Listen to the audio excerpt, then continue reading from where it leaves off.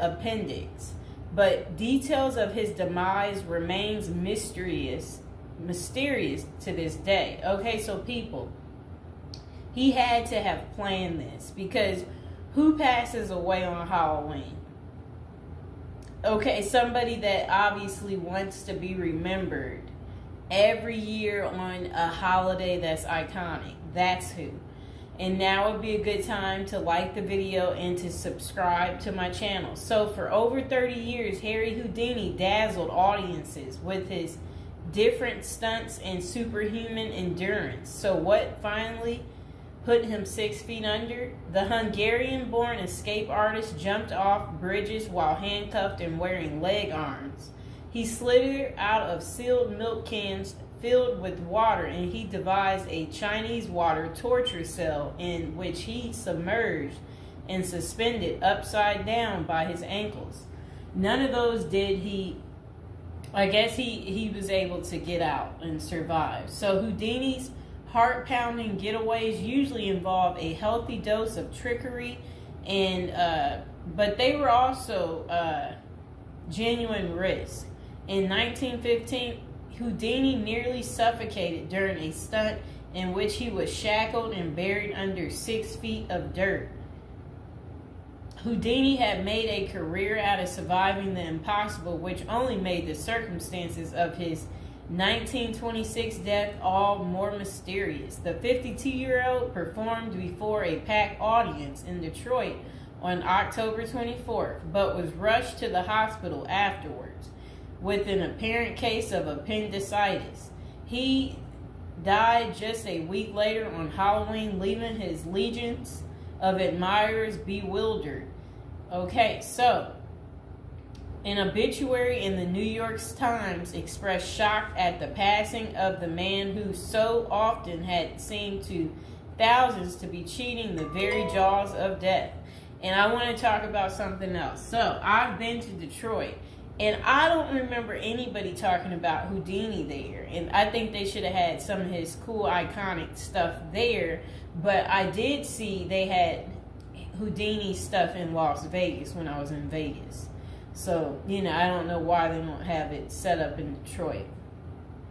So Houdini's final performance. The strange series of events that led to Houdini's demise had kicked off several weeks earlier on October 11th.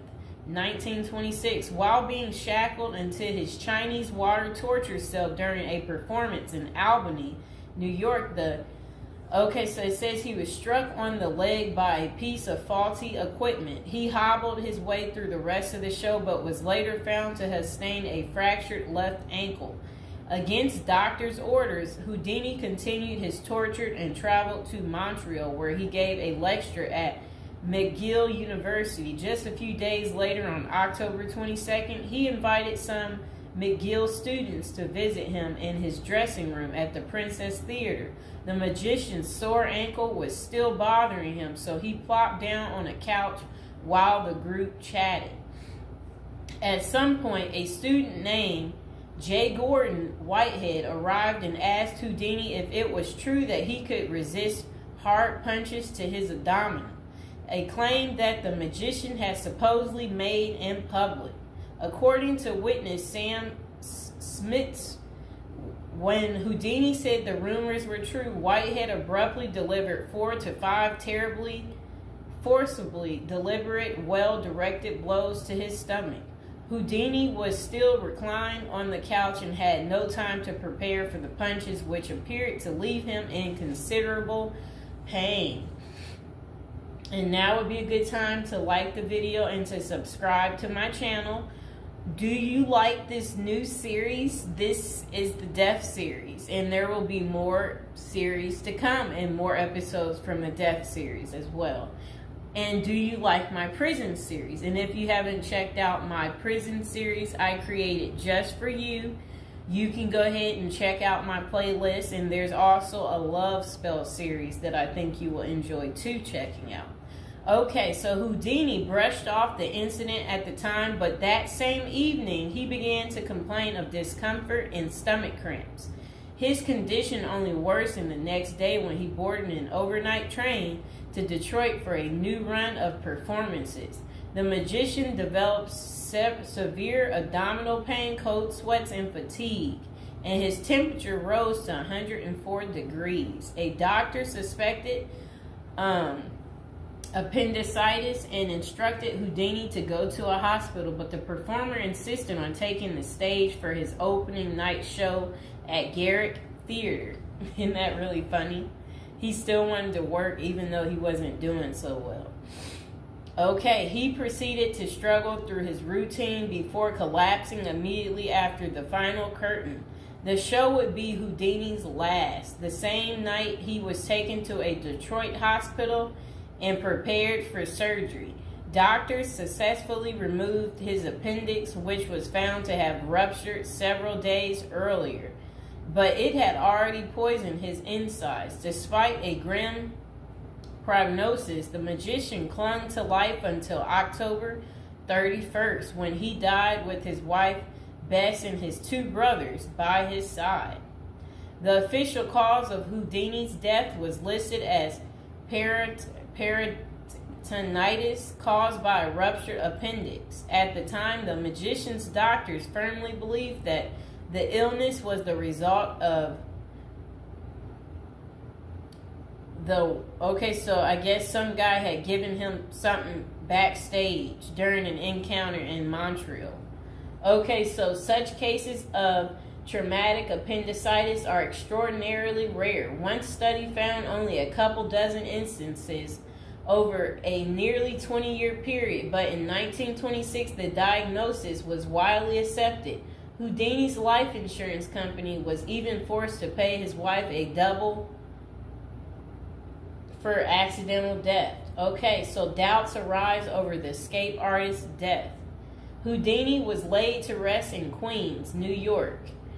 And this is what his little, I never knew that was where he is. Well, there he is right there. Okay, that was his tombstone. Okay, so look, maybe I can put that tombstone as the thumbtack, people. Okay, so Houdini was laid to rest in Queens on November 4th, 1926, but rumors about his unusual death have persisted ever since. Many of the theories tend to focus on the magician's contentious relationship with spiritualism, a pseudo-fed religion whose adherents once claimed it was possible to communicate with the dead through seances and mediums. Houdini, a born skeptic, had spent much of the 1920s on a mission to debunk the spiritualist claims and expose its top psychics as frauds. The crusades earned him several $1 million worth of lawsuits and more than a few enemies, but at the time of his demise, he showed no signs of letting up. Just a few months earlier, he had testified in front of Congress in support of a bill to outlaw fortune-telling in Washington, D.C. Could Houdini's meddling have gotten him killed? In the 2006 biography, The Secret Life of Houdini, authors William Kalash and Larry Sloman contend that the magician's death may have been a carefully planned assassination by members of the spiritualist community. If one were to suspect Houdini a victim of foul play, they write, then the section of organization crime that was composed of fraudulent spirit mediums must be considered likely suspect. Okay, so Kalash and Sloman argue that the spiritualists had a history of poisoning their enemies, and they note that no autopsy was ever performed to confirm Houdini's death. I wonder why. So his death was actually caused by appendicitis. If someone were hell-bent on poisoning Houdini, it wouldn't have been very difficult, they concluded. Considerable debate has also focused on J. Gordon Whitehead, the McGill student who supposedly delivered the potentially fatal gut punches to Houdini's Montreal dressing room. In the 2005 book, the man who killed Houdini, author Don Bell, floated a theory that Whitehead may have been in league with the spiritualists, some of who had previously threatened to harm Houdini or have him beaten up. Bell concluded that there was not enough evidence to connect Whitehead to any kind of criminal plot, but others have argued that he was an enemy agent who stalked Houdini during the magician's time in Montreal. Okay, so was Houdini murdered? The true cause of Houdini's demise may never be known for sure, but the majority of scholars tend to dismiss the murder theories as mere speculation.